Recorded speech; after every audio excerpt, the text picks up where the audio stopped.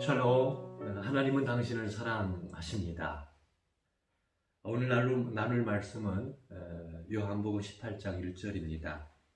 예수께서 이 말씀을 하시고 제자들과 함께 기드론 시내 건너편으로 나가시니 그곳에 동산이 있는데 제자들과 함께 들어가시니라. 아버지의 원대로라는 제목으로 잠깐 말씀을 나누고자 합니다.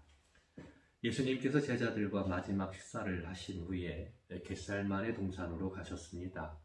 겟셀만의 동산에 가시는 예수님의 마음은 무척 무거웠고 힘들었습니다. 죽을 것 같았습니다. 종말의 구원자로 세상에 오신 예수님은 우리 모두의 죄를 감당하시고 십자가 형벌을 받아야 합니다.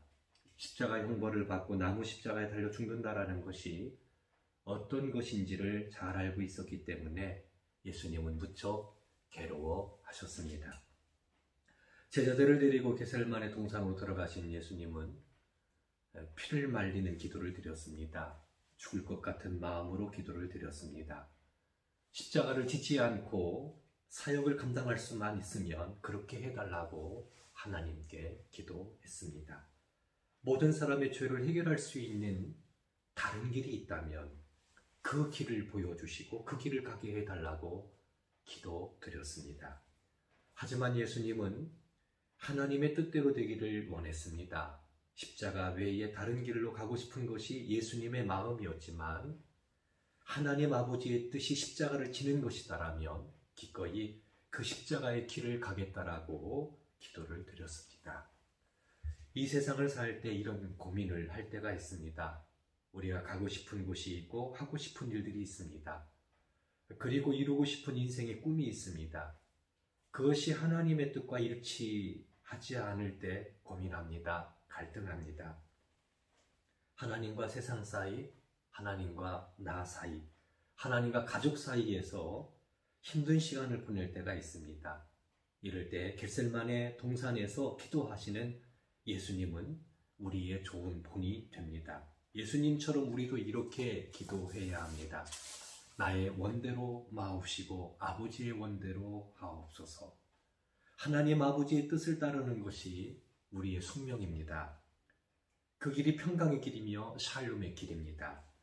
하나님은 좋은 아버지이시기 때문에 그렇습니다. 예수님께서 하나님 아버지의 뜻을 따라 십자가의 길을 걸어가심으로 인류 구원의 길을 열어 놓으셨습니다. 마귀의 권세를 깨뜨리셨고 죄와 사망에서 우리를 구원하셨습니다. 나무 십자가에 달려 저주를 받아 죽으심으로 저주 아래에 있는 우리를 해방시키시고 하나님의 자녀가 되게 하셨습니다.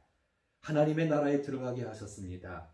예수님께서 십자가를 지시지 않았다면 구원은 없습니다. 우리는 여전히 죄와 사망, 사단의 손아귀에 잡혀 살아야 합니다. 아버지 하나님의 뜻대로 삶을 살아가는 것이 힘들고 어렵긴 하지만 그 십자가 뒤에 놀라운 은혜의 역사가 일어난 것을 우리는 주목해 볼 필요가 있습니다.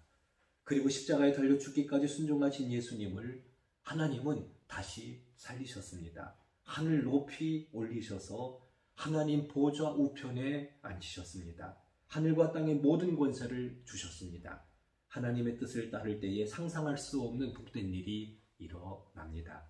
그렇기 때문에 우리는 어떤 경우이든지 어떤 자리에 있든지 어떤 상황에 있든지 하나님의 뜻이 어디에 있는지를 묻고 기도해야 합니다.